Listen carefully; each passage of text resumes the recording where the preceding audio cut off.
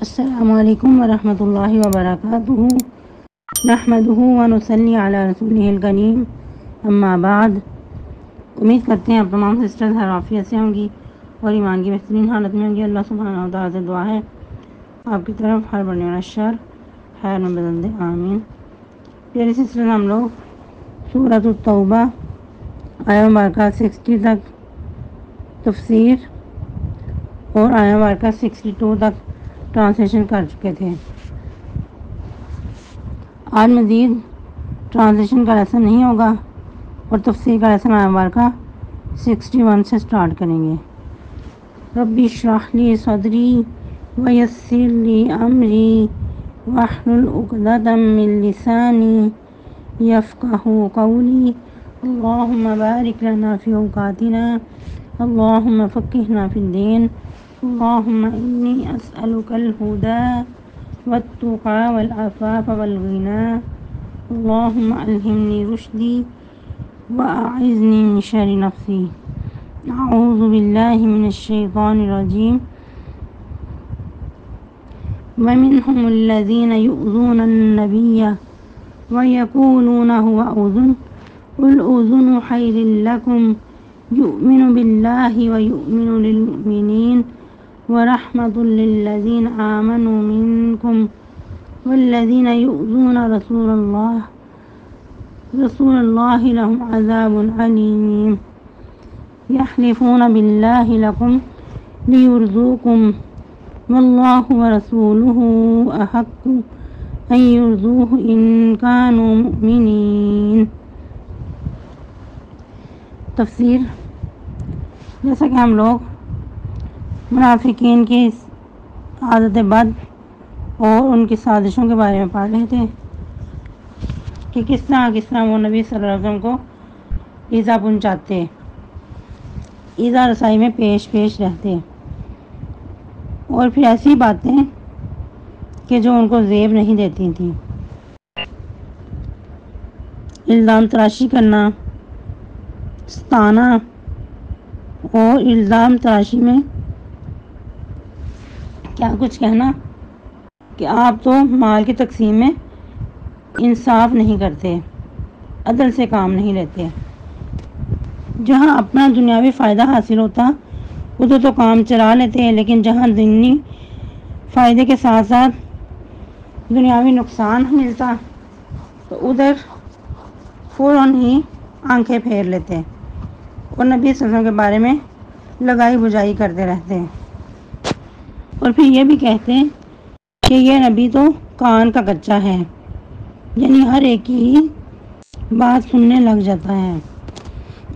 حالانکہ اگر ایک باشعور انسان جس کی عقل سالم ہے وہ اس بات کو دل و دماغ کی کھڑکیاں کھول کر سوچے کہ ایک شخص جو کسی کی بات بڑے غور سے دھیان سے سنتا ہے وہ یقیناً دوسرے کا خیرخواہ ہی ہو سکتا ہے۔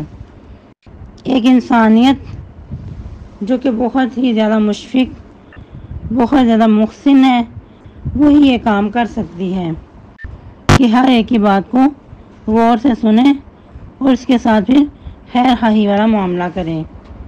یہی خوبصورت خصلت نبی صلی اللہ علیہ وسلم کے اندر موجود تھی، یہاں تک کہ اگر کمزور طبقہ جیسے لونڈی غلام وہ بھی اگر کسی اپنی ضرورت کے لیے کہیں لے کر جانا چاہتے تو نبی صلی اللہ علیہ وسلم اس چیز سے عار محسوس نہ کرتے۔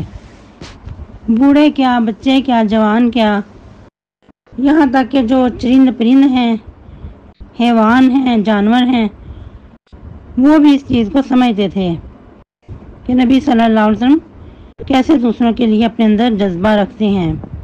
یہی وجہ ہے کہ بہت سارے واقعات ایسے تاریخ میں بھرے پڑے ہیں کہ نبی صلی اللہ علیہ وسلم کو جانوروں نے بھی شکایت کی کہ ہمارا مالک جو ہے ہمارے ساتھ حسن سلوک سے پیش نہیں آتا، ہم سے کام زیادہ لیتا ہے اور کھانا ہمیں کم دیتا ہے۔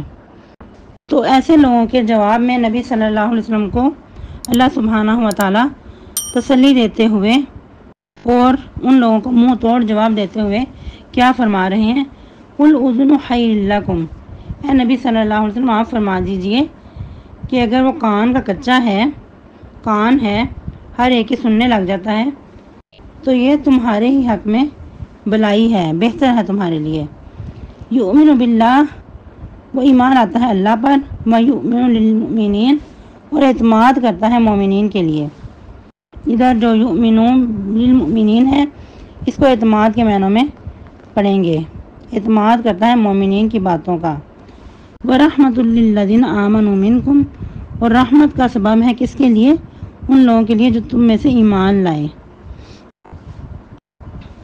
وَالَّذِينَ يُؤْذُونَ رَسُولَ اللَّهِ، لیکن اے لوگوں تم اپنی خیر مناؤ کہ وہ لوگ جو ایذا رسائی کرتے ہیں رسول اللہ صلی اللہ علیہ وسلم کی، لہم عذاب علیم، ان کے لیے دردناک عذاب ہے۔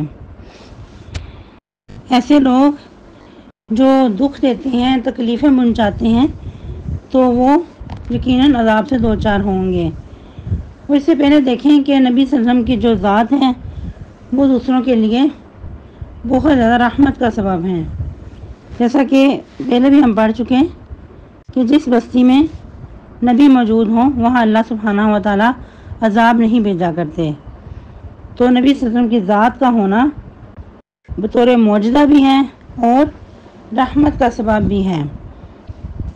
اور دوسرا اس سے مراد یہ بھی ہو سکتا ہے کہ تمہارے لیے اس وقت نبی صلی اللہ علیہ وسلم کی ذات رحمت بن جاتی ہے جس وقت تمہارے بارے میں باتیں سنتے ہیں اور فوراً اس کے بارے میں چیم گوئیاں نہیں کرتے، جانچ پڑتال نہیں کرنے لگ جاتے، ورنہ اگر اسی وقت تمہارے بارے میں تحقیق کرنے لگ جائیں اور تمہیں فوراً سزا دیں، تم سے بدلہ لیں، تو پھر تمہیں پتہ چلے کہ کیسے تم نبی صلی اللہ علیہ وسلم کو نقصان پہنچاتے ہو، کہ کیسے ان کو ایذا رسائی کرتے ہو۔